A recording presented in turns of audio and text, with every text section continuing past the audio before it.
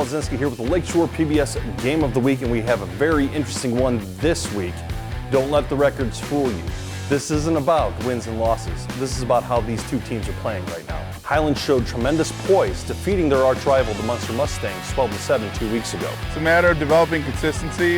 We have built some momentum. We still have been a little bit inconsistent offensively. We feel like our defense has done a really good job. So for us, it's just kind of continuing to improve on the things that we need to work on and find that level of consistency so we can play at a high level. I think for us, we have a couple kids. Number 3, Stevie Solomon. Stevie's a senior receiver for us, and he's our big play threat, and we need him to have a good game. Nick Johnson, big tight end for us. Probably one of our better players. He plays defense as well, but we need a big game from Nick.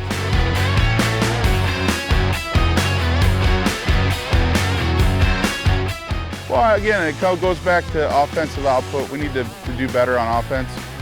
You got to give Hobart credit. They're a really good team, well coached.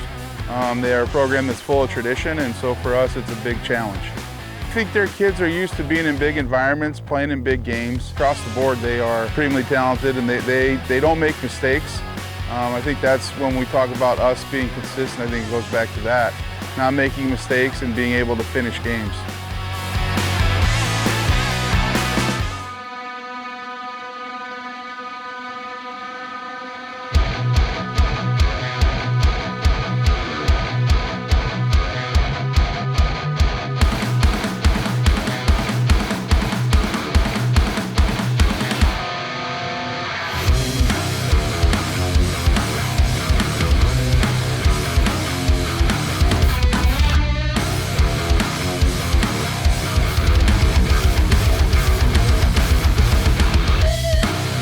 The Hobart Brickies are on a roll right now.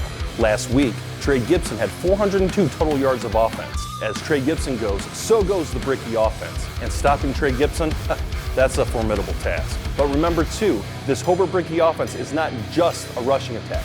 Quarterback Noah Elrich has been very successful in the air thus far.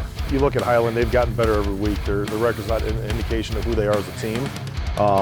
They have a very good coaching staff. Pete does a great job with his guys. You look at them up front, especially on the defense side of the ball, they got some pretty good size. So week in and week out, they've gotten better. We watched the Lowell film, obviously, and saw them compete with Lowell, and at times we struggle with Lowell. You watch the first half of their Andran game, they're right in the game with Andran at that, so they're able to play. And like I told our kids, we can't look at their record. We have to look at what they're presenting on film, and they're presenting some good things on film. So we're definitely, I told them you can't look past this week. This is another opportunity to get better, and we have a formidable opponent coming in on Friday night. You look at the quarterback and the running back play is heavily dictated on the offensive line, how productive they're being. Well, we replaced 3 guys up front on the offensive line this year, and they're starting to gel.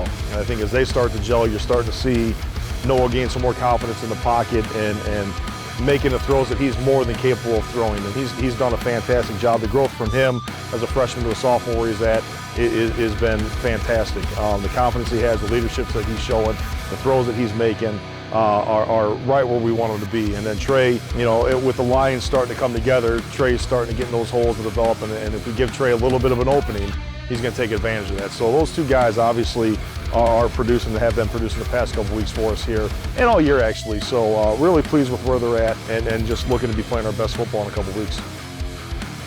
For me, this game boils down to line play. Whoever controls the line of scrimmage controls their destiny on Friday.